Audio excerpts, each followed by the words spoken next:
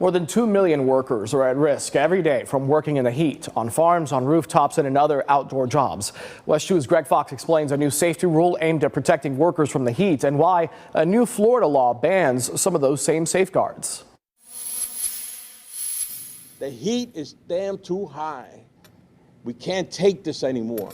State Senator Victor Torres and other Democratic leaders are throwing their support behind a proposed new U.S. Labor Department rule that would mandate breaks, water, shade, restroom access, and more for 36 million Americans who work in dangerously hot conditions indoors and outdoors.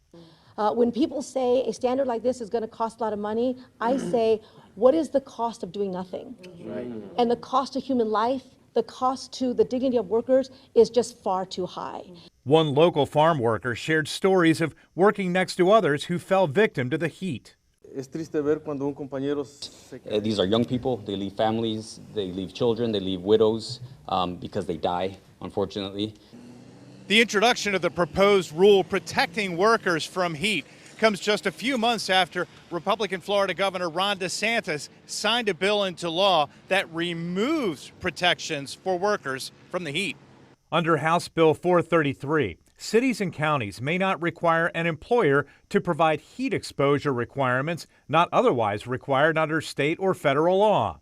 The Republican sponsor argued to lawmakers that her husband is in construction and heat safety is his responsibility.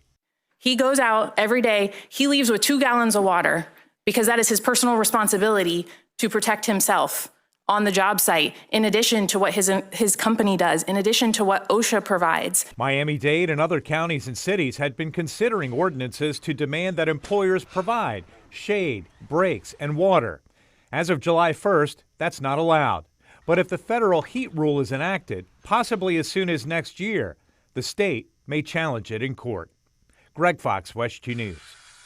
The U.S. Department of Labor will be taking public comment on the new heat rule starting in a few weeks and lasting through the end of the year.